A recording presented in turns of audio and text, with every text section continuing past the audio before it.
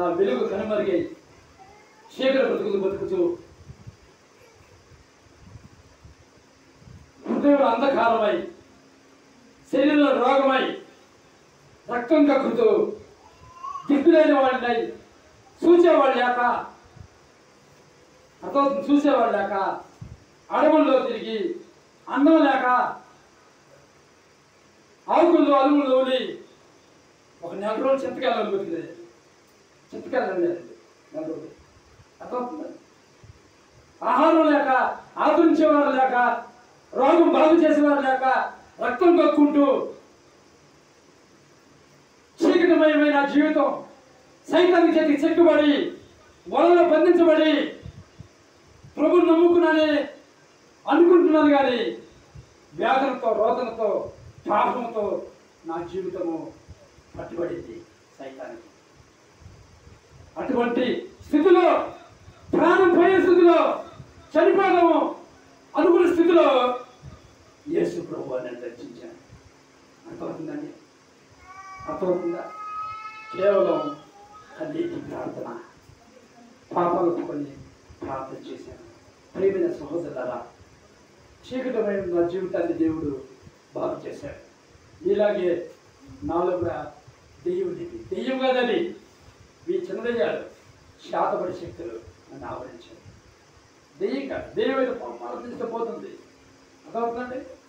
శాతపడి శక్తులతో రక్తం కక్కుంటూ నా జీవితం అడవుల్లో బతికాను. నేను ఒక మృగంలాగా బతికాను, ఒక మూర్ఖులాగా బతికాను. అర్థమవుతుందండి? మంచి చెడు లేకుండా బతికాను. ఆహారం లేక అలవటించాను.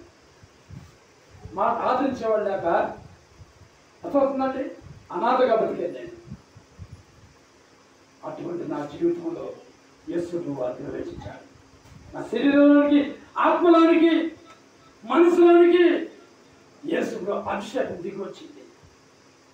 కన్నీటి ప్రార్థన చనిపోయే స్థితిలో నా జీవితాన్ని ఆయన కాపాడాడు. యేసయ్యా నేను బాగు చేయి ప్రభా, నీ రక్తంలో కడుగు ప్రభా, నువ్వు బాగు చేస్తే నా జీవితాన్ని సేవ చేస్తాను ప్రభా, నా జీవితంతో చేస్తాను. ప్రియమైన దేవుడు బిడ్డలారా, ఆరోగ్య తీర్మానం చేసుకుని సంపూర్ణంగా నా జీవితాన్ని నీకు సమర్పించుకొని నేను సేవ చేస్తాను ప్రభా, నన్ను బతికించు, నన్ను బాగు చేయి. నేను చనిపోతున్నాను ప్రభా. రోజు రోజుకి రక్తం కక్కడం ఎక్కువైపోయిందండి. ఒళ్ళంత రక్తం, నీ శ్వాసన, తెల్ల బట్టలు ఎర్రగైపోయి వాసన, జుట్టంతా చెరిగిపోయింది. పిచ్చోళ్ళని తయారయ్యాను. ఎవరో దగ్గర వేయట్లేదు. చిచి వాసన కంపని ఎత్తేస్తున్నారు. అన్నం లేదు, ఆదరించేవాళ్ళు లేరు, ఎవరూ లేరు. అర్థమవుతుందండి? ఆహారం లేదు, చూసేవాళ్ళు లేరు, పలకరించేవాళ్ళు లేరు. అర్థమవుతుందా? అయితే నేను ప్రేమైన నెత్తులు కక్కుంటా ఉన్నాను. ఎంత ఎక్కువగా కక్కుతున్నానో అంత ఎక్కువగా నేను ప్రార్థన చేయడం వల్ల నేను ఒకటే అనుకున్నాను, దీని నుంచి బాగుపడాలంటే నేను చేయాల్సింది ఒకటే ప్రార్థన. దేవుని పాదాలు పట్టుకొని నేను బ్రతనాడాలా. యేసు పాదాలు పట్టుకొని కన్నీరు కాచానండి. ఆయన పాదాలు పట్టుకొని కన్నీరు కాచాను. ఆయన పాదాలు నేను వదలలేదు. నేను ఎంత కన్నీరు కారుస్తున్నానో, ఎంత ఎక్కువగా ప్రార్థన చేస్తున్నానో అంత ఎక్కువగా సైతానుడు శోధిస్తున్నాడు. అంత ఎక్కువగా తలపులతో, అంత ఎక్కువగా శరీరంతో, అంత ఎక్కువగా ఆలోచనతో, అంత ఎక్కువగా రోగంతో, పాపంతో, శాపంతో సైతానుడు శోధిస్తున్నాడు. అంత ఎక్కువగా రక్తం అవుతుంది. అర్థమవుతుంది మీకు? ఎంత ఎక్కువగా ప్రార్థన చేస్తున్నానో అంత ఎక్కువగా రక్తం పోతుంది. ఇంకా ప్రార్థన చేసేది ఇంకా ఎక్కువ పోతుంది. ఇంకా ఎక్కువ ప్రార్థన చేస్తున్నా. చూసారా, మనం ఏమనుకుంటామంటే ప్రార్థనకు వచ్చి చర్చకు వచ్చి అరే తగ్గట్లేదే, ఎక్కువైపోతుంది, ఇంకెప్పుడు తగ్గుద్ది, అసలు తగ్గుతుందని చెప్పి కొన్ని వారాలు వచ్చి ముగించుకుంటున్నాం చాలామంది. అవునట, అది విశ్వాసం కాదండి. నా జీవిత సాక్ష్యం ఎంత ఎక్కువ, నేను ఎక్కువగా ప్రార్థన చేస్తే ఎక్కువగా అవుతుంది. నాకు చివరికి ఏమైందో తెలుసా అండి, నేను మనిషిని మారిపోయి నల్లబడిపోయినానండి. మనిషిని రక్తం ఉంది పోయిన ఏముంటుంది, ఇంకా నల్లబడిపోయానండి. నలిపోయిపోయాను మనిషిని. నేను కాళ్ళు చేతులు నలిపోయిపోయినాయండి. అర్థమవుతుందండి? ఎర్ర రక్తం కక్కుతున్నాను, మంచి నల్లగా అయిపోయినాను, బట్టలన్నీ మాసిపోయినాయి, కంపు కొడుతున్నాయి, వాసన, ఈ వాసన. పెట్టారా? ఎంత ఎక్కువగా ప్రార్థన చేశానంటే దేవుడికి ఎంతో ప్రార్థన చేశా. ఎంత ప్రార్థన చేసినా కానీ దేవుడు నన్ను బాగు చేయలేదండి. నేను చెప్తున్నాను, బాగు చేయలేదు. నాకు బాధ వేసింది. ఎంత ఎక్కువ 40 రోజులు ప్రార్థన చేస్తున్నాను. ఎట్లా నా పరిస్థితి? దేవుడు నన్ను బాగు చేయలేదే, నాకు సహాయం చేయలేదే అని చెప్పి ఇంకా ఎక్కువగా ప్రార్థన చేస్తున్నాను. ఇంకా బాగా కన్నీరు కడుస్తున్నాను, ఇంకా కన్నీరు కడుస్తున్నాను, ఇంకా కన్నీరు కడుతు ఇంకా ఎక్కువైపోతుంది. ఇక బాధ భరించలే, ఈ ముట్లను బాధ భరించలేకపోతున్నా. ఈ శరీర అవయవాలు ఎంతో బాధపరుస్తున్నాయి, ప్రాణమయ్యే పరిస్థితిగా ఉంది నాకు. అలాంటి పరిస్థితుల్లో ఇంక యేసు నా దగ్గర రావట్లేదు, నన్ను బాగు చేయట్లేదని నేను ఒకే ఒక తీర్మానం చేసుకున్నాను. యేసు నా దగ్గర రాకపోయినా నేను యేసు దగ్గరికి నేను వెళ్తాను. అర్థమవుతుంది? నేను ఏమవుతున్నానండి? యేసు దగ్గరికి నేను వెళ్తాను. మరి ఎలా వెళ్తాను చెప్పండి? ఎలా వెళ్తాను నేను? అర్థం ఏంటి? నేను ఇక చనిపోవాలి, నేను చచ్చిపోతాను, నేను ఈ బాధ భరించలేనని చెప్పేసి ప్రియమైన చనిపోతామని చెప్పి వెళ్తా ఉన్నానండి. బయలుదేరి చనిపోతామని చెప్పేసి వెళ్తున్నాను. వెళ్తుంటే ఒక చర్చలో వచ్చి దేవుని వాక్యం వినిపిస్తుంది. చివరిసారిగా అక్కడికి వెళ్ళి ప్రార్థన చేసుకుని దేవుడు ఇప్పటికి కూడా దేవుడు మాట్లాడకపోతే నేను చనిపోదామని చెప్పి అనుకుని ఉండేసరికి ఆ చర్చి అంతా ఫుల్ నిండిపోయారు. ఆ కొనవని బయట టెంట్లు వేసుకుని కూర్చోవాలి, టెంట్ కింద మరి కూర్చోసుకొని నేను అక్కడ పోతే దేవుడు అన్నింటిలే వాసన, కంపు, ఒళ్ళంతా నీశ్వాసన, రక్తము రానిస్తారా? రాలేదా? బయట చేశారండి. ఆ ఎండలో కూర్చొని ప్రార్థన చేసుకుంటున్నాను. ఎవరు ప్రార్థన చేస్తున్నా? ప్రభువా నన్ను బ్రతికించు ప్రభువా, నన్ను బ్రతికిస్తే నీ సాక్షిగా ఉంటాను. ఇదే నా శివర జీవితం ప్రభా, ఇదే నా శివరాజునైనా, నేను బ్రతుకును, నువ్వే నన్ను బ్రతికించాలా, నన్ను బాగు చేయి, నన్ను బ్రతికించు, నాకు సహాయం చేయ ప్రభా, నీ కోసం నేను జీవిస్తాను ప్రభా, నా జీవితాన్ని కూడా నీ సేవ చేస్తానయ్యా అని కన్నీరు కారుస్తున్నాను. బాగా కన్నీరు కారుస్తున్నారు. ఇంకా ఎక్కువైపోయింది, ఇంకా కన్నీరు కారుస్తున్నారు. ప్రభువా నువ్వు నా దగ్గర నుంచి బాగు చేయి, లేకపోతే నేను నీ దగ్గరికి వస్తాను, నన్ను బాగు చేయి ప్రభువా. బాగా కన్నీరు కాల్చి ప్రార్థన చేస్తున్నానండి. బాగా కన్నీరు కారుస్తున్నారు. బాగా కన్నీరు కారుస్తున్నారు.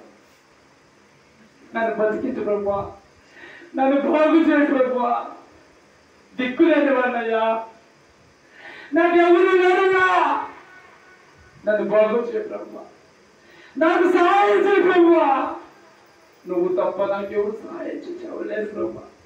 నన్ను బాగు చేస్తే, నన్ను బ్రతికిస్తే నీ సేవ చేస్తాను ప్రభువా, నేను బ్రతుకున్నందుకు నీ సేవ చేస్తాను ప్రభువా.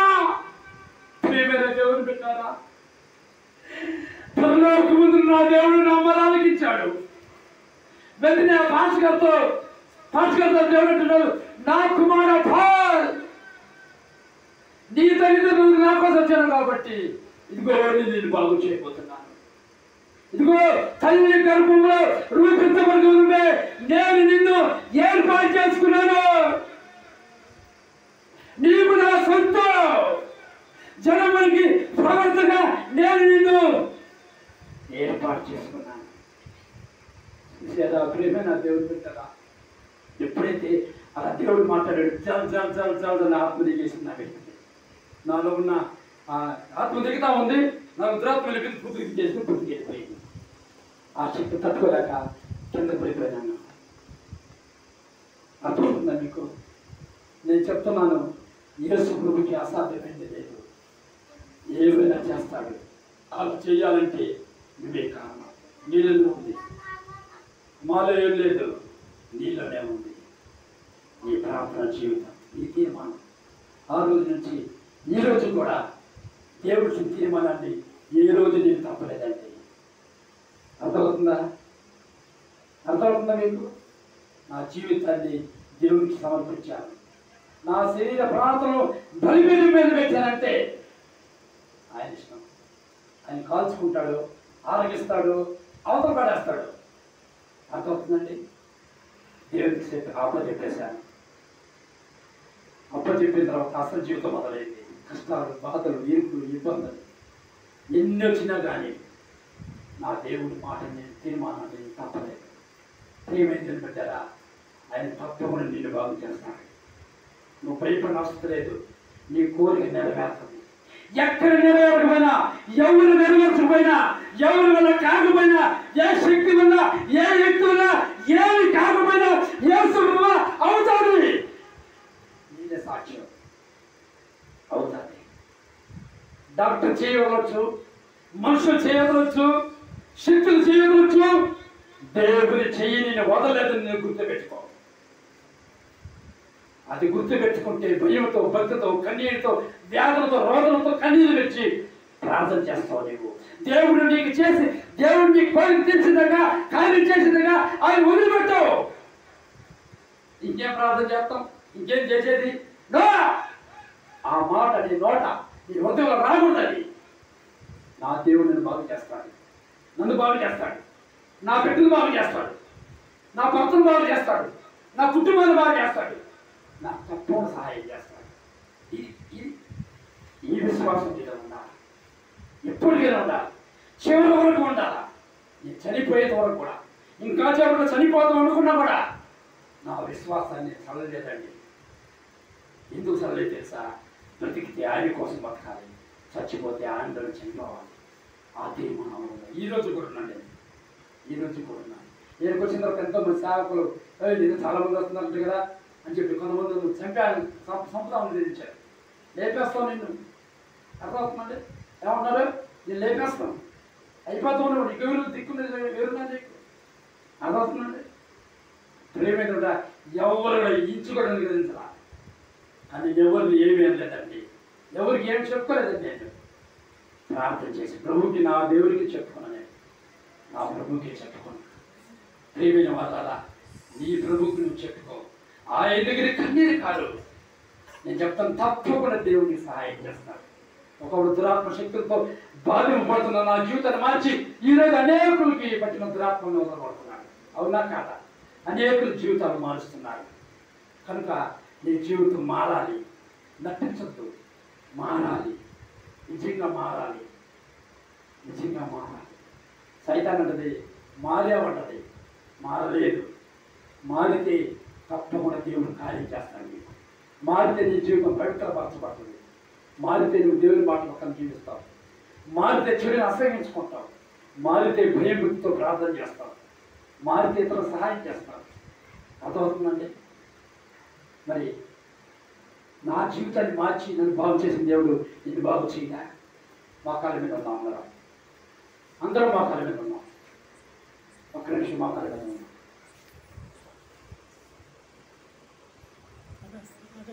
నా జీవితాన్ని మార్చిన దేవుడు, నా జీవితాన్ని బాగు చేసిన దేవుడు నీ జీవితాన్ని ఎందుకు బాగు చేయడు? తప్పకుండా బాగు చేస్తాడు. కళ్ళు మూసుకుందాం.